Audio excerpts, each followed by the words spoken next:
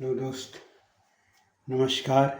आज जो है हम लंग लकार पर आधारित अनुवाद लेकर आए हैं। उस दिन हमने बताया था लंग लकार के बारे में कि जिस क्रिया के अंत में आ, ई, ए, चुका, चुकी, चुकी, था, थी, थे हो, उन सबका अनुवाद जो है लंग लकार से बनता है। तो उसी जो है ना लंग लकार पर आधारित महत्वपूर्ण अनुवाद लेकर आए हैं। पहला अनुवाद उसमें देखिए, फिर से हम कह देते हैं लंग का अर्थ होता है भूतकाल, जो बीत गया है था, उसमें लंग लकार लगता है। पहला अनुवाद है, राजा ने विप्र को गाय दी। दी ई आ गया इसलिए लंग लग। आ जिस क्रिया के अंत में आ, ई, ए, था, थी, थे हो, वो लंग लकार होता है। तो यह राजा ने कर्ता कारक है, नृपा विप्र को गाय दी थी। किसको दी थी? विप्र को। तो एक नियम है धनार्थे चतुर्थी, जिसको आप कुछ दीजिए उसमें चतुर्थी जरूर लगाइए, तब अनुवाद बनाइए। यहां राजा विप्र को गाय दे रहा है, इसलिए विप्र में चतुर्थी विभक्ति लगेगी। राजा नृपः विप्राय गाय दी। क्या दी? तो गाय।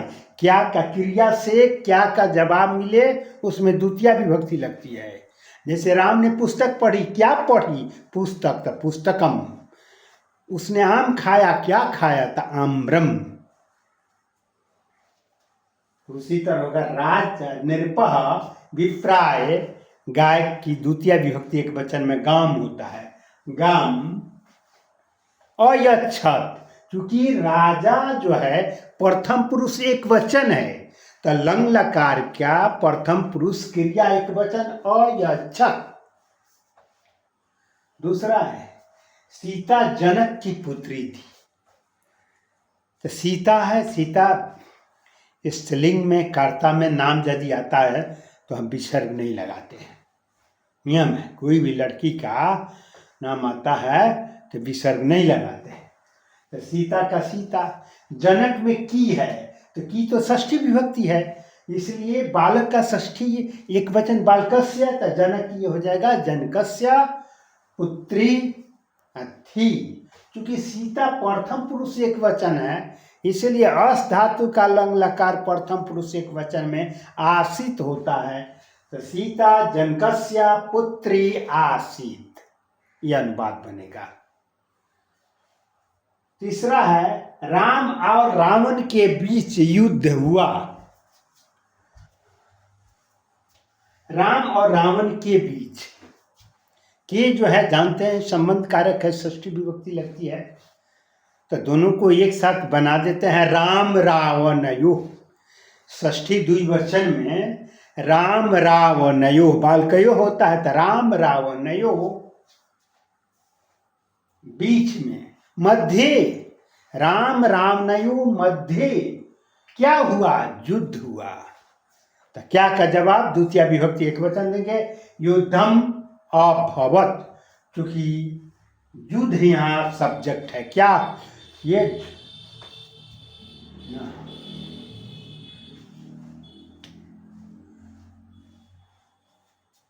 युद्ध नपुंसक लिंग है,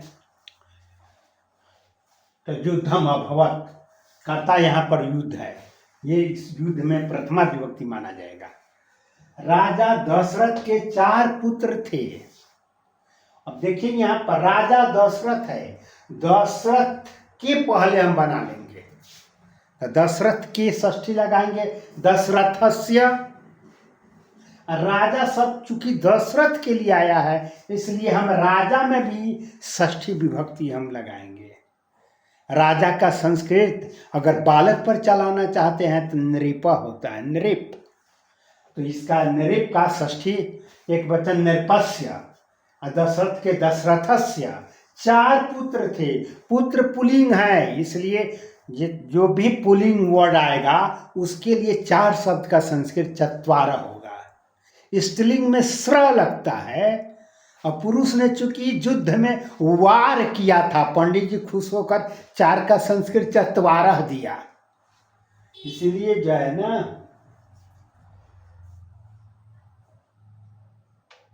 नृपस्य दशरथस्य चत्वारः पुत्राः। और पुत्र थे, यहाँ पुत्र जो है ना सब्जेक्ट है, करता है। तो कितने पुत्र थे? 4 पुत्र थे। तो प्रथम पुरुष बहुवचन हुआ, तो लंग लकार की क्रिया प्रथम पुरुष बहुवचन होगा। आसन होता है, आसीत आस्ताम आसन होता है। इसलिए नृपस्य दशरथस्य चत्वारः पुत्राः आसन। 5वां है, मोहन नामक एक राजा था। मोहन लड़का का नाम है तो विसर्ग लगेगा। मोहन नामक, नामक दे या नाम दे, राम नाम का, चाहे नामक दे, दोनों बात एक ही है। आप नाम लिखिएगा उसका अनुवाद। और नाम में याद रखिए, नाम में न हलंत लगाइएगा न विसर्ग लगाइएगा। नाम में न हलंत लगता है न विसर्ग लगता है, इसलिए नाम का नाम ही दीजिएगा। तो ये हो जाएगा मोहन नाम एक राजा। राजा लिखिए चाहे नृपा लिखिए, आपकी मर्जी। नृपः एक है, मोहन एक है। मोहन प्रथम पुरुष एक वचन है, तो लंग लकार की क्रिया प्रथम पुरुष एक वचन होगा, आसित। मोहन नाम एक नृपः आसित। 6ठा है, हम लोग कल विद्यालय गए थे कल, मैंने बीता हुआ कल। यहाँ कल जो है बीता हुआ कल, जिसको अंग्रेजी में स्टरडे कहते हैं। और अंग्रेजी में स्टरडे जो होता है उसमें V2 लगता है। तो उसी तरह संस्कृत में कल का होगा हया। हम लोग का वयम हया। कहाँ गए थे? विद्यालय। नियम याद रखिएगा, आप जहां भी जाइए, हम माना नहीं करते हैं, जहां भी जाइए संस्कृत में म हलंत जरूर लगाइए, तब अनुवाद बनाइए।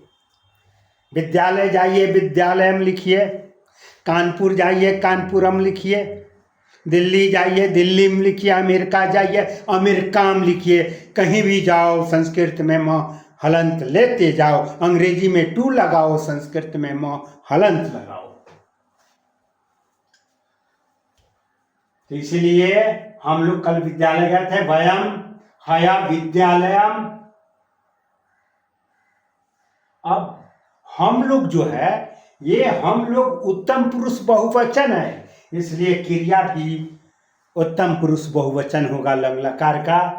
तो अगच्छाम होगा। वयम हया विद्यालयम अगच्छाम। दशरथ अयोध्या के राजा थे। अब दशरथ है तो दशरथ अयोध्या में आ लगा हुआ है, लाता पर चलेगा। साइकिल फार्मूला हमने बता दिया है। जिसके अंत में आ हो उसका षष्ठी एक वचन बनाना हो, याह लगा दीजिए, बात खत्म। याह लिखिए, विसर्ग डाल दीजिए। लता का षष्ठी एक वचन बनाना है तो लता लिखिए, याह लगा दीजिए, लता आया। पाठशाला का षष्ठी एक वचन बनाना है, पाठशाला लिखिए, उसमें याह जोड़ दीजिए, पाठशाला या। तो अयोध्या में आ है तो अयोध्या लिखिए, या जोड़कर विसर्ग डाल दीजिए, अयोध्या या, अयोध्या के हो जाएगा। तो दशरथ अयोध्याया राजा का नृपः आसित।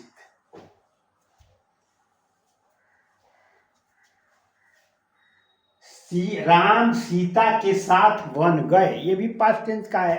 टोटल अनुपात पास्ट टेंस पर हमने दिया है। तो ये पता, राम सीता के साथ वन गए। राम का राम, सीता के साथ, याद रखिए। साथ संस्कृत का सबसे खतरनाक वर्ड है। साथ आ जाए हाथ जोड़ लीजिएगा, उसके पहले आंख मूंदकर तृतीया दे दीजिएगा, वो खुश हो जाएगा।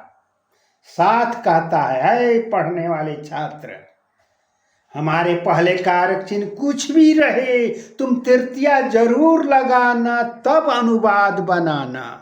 इसलिए आप लोग भी याद रखिए, साथ शब्द आ जाए तो उसके पहले तृतीया विभक्ति जरूर लगाइए, तब अनुवाद बनाइए। तो यहाँ पर जो है देखिए, साथ सीता में लगा हुआ है, सीता के साथ, तो सीता का तृतीया पढ़िएगा, लता का तृतीया लौतया, तो सीता का तृतीया सीतया, तो राम सीतया, और साथ का सह, सह साकम समम सार्धम भी होता है। तो राम सीतया सह, कहाँ गए? वन, तो जहाँ जाइए द्वितीय विभक्ति लगाइए, नियम है, कहीं भी जाओ महलंत लेते जाओ, तो वनम लिखेंगे।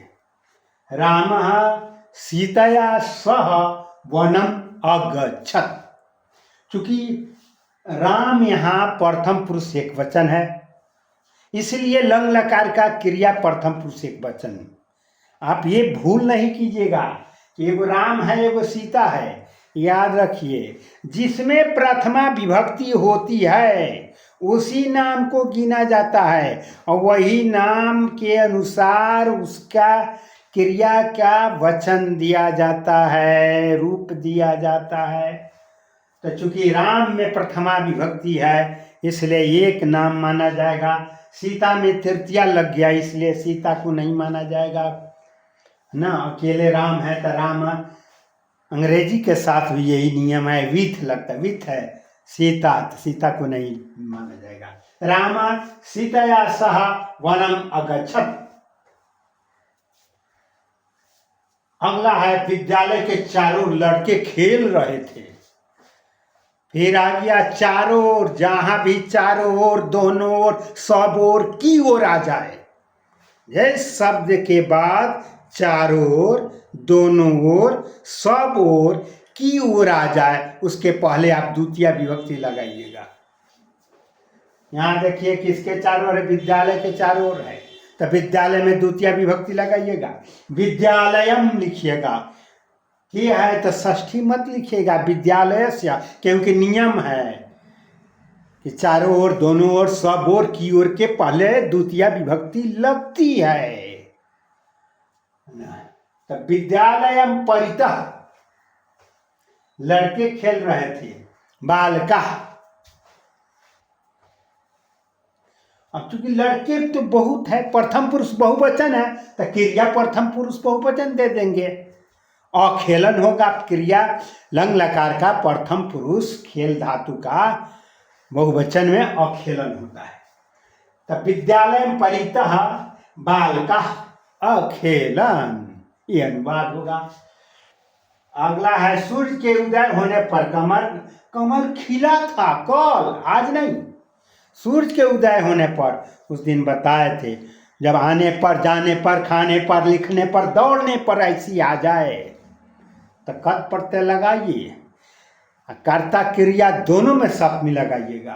राम के जाने पर, तो राम में भी सप्तमी लगाएंगे, राम में। जाने पर गत, गम धातु से कत प्रत्यय लगा, गत बना तो गते, रामे गते, राम के जाने पर। मोहन के आने पर, मोहने आगते। सोहन के दौड़ने पर, सोहने धाविते। उसी तरह सूर्य के उदय होने पर, सूर्ये उदिते, सूर्य के उदय होने पर। कल कमल खिला था, कमलम हया, एक वचन में है तो अविकसत कर देंगे, तो कमलम हया अविकसत। सूर्य उदिते कमलम हया अविकसत। परिश्रम से विद्या हुई, मेहनत से विद्या हुई, तो से है तृतीया लगा दीजिए। परिश्रमेन, विद्या का विद्या, विद्या में आ है, एक वचन है तो आ वाला एक वचन में विसर्ग नहीं देते हैं। परिश्रमेन विद्या हुई, विद्या प्रथम पुरुष एक वचन है इसलिए हुई लंग लकार का प्रथम पुरुष एक वचन देखेंगे, अभवत, परिश्रमेन विद्या अभवत। जनक जनकपुर के राजा थे, ये भी बोर्ड में बराबर पूछता है। जनक का जनक कहाँ के राजा है? उधर दशरथ अयोध्या के, और जनक जनकपुर के। तो जनकपुर के है, इसलिए षष्ठी लगेगा जनकपुरस्य। जनका है जनकपुरस्य राजा आसीत। अब राजा लिख देते हैं क्योंकि निरपा का कई बार हमने इस्तेमाल कर दिया। आप निरपा भी लिख सकते हैं, राजा भी लिख सकते हैं।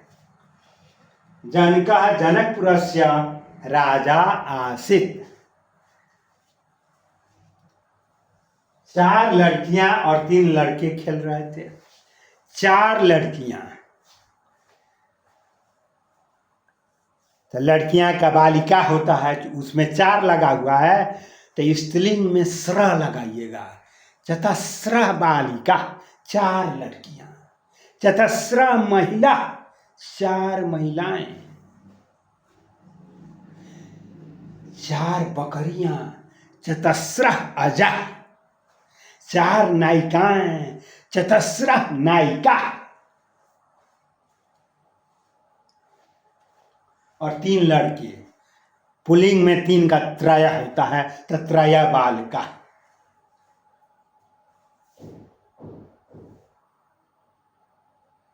चतस्रा बालिका, त्रय बालिका बहुवचन है। प्रथम पुरुष बहुवचन है, तो लंग लकार प्रथम पुरुष बहुवचन में अखेलन होगा। चतस्रा बालिका, तीसरा बालिका च, बालिका च इसमें छूट गया है, च लगा दें।